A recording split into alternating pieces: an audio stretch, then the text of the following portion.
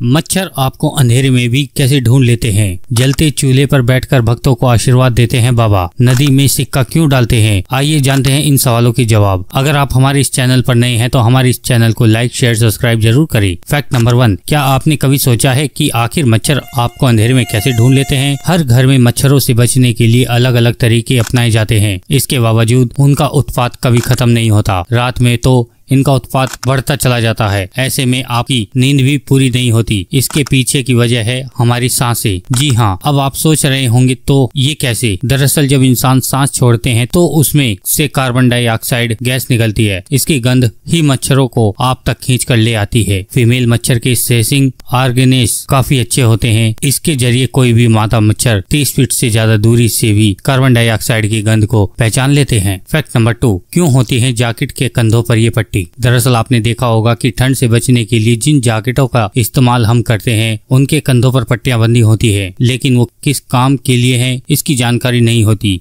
हम यही मान के चलते हैं कि शायद फैशनेबल बनाने के लिए ऐसा किया गया होगा, लेकिन असल में ऐसा बिल्कुल नहीं है। आपने अब तक जितने भी जैकेट में ऐसी पट्टियों को लगे देखा होगा उन सभी में एक ही बटन रहता है। इसका उपयोग बैग या पर्स के स्ट्रैप को कंधे या कंधे पर टिकाने में किया जाता है। इस वजह से पट्टियों में बटन लगाया जाता है। इससे आपका लैपटॉप, बैग हो या फिर महिला का पर्स, वो जरा भी नीचे नहीं खिसकेगा। फैक्ट नंबर 3, जलते चूल्हे पर बैठकर भक्तों को आशीर्वाद देते हैं ये बाबा। जी हाँ, आप में से ज्यादातर लोगों ने अब तक बहुत से बाबाओं को देखा होगा, जिनमें कई ऐसे बाबा भी होते हैं जिनके कर्तव्य हमें हैरान कर देते हैं। कोई कई वर्षों से एक पैर पर खड़े होकर तपस्या कर रहा है, तो किसी ने कभी अपने बाल नहीं कटवाए, कोई झूले पर लटका हुआ है, तो कोई सोने के गहनों से लदा हुआ है। ऐसे तमाम बाबाओं के बारे में अब तक आपने सुना और देखा भी होगा। अब इस लिस्ट में एक नए बाबा शामिल हुए हैं। एक वीडियो वायरल हो रहा है जिसमें एक बाबा जलते हुए चूल्हे पर बैठकर अपने भक्तों को आशीर्वाद देते हुए दिखाई देते हैं। उन पर आस्था है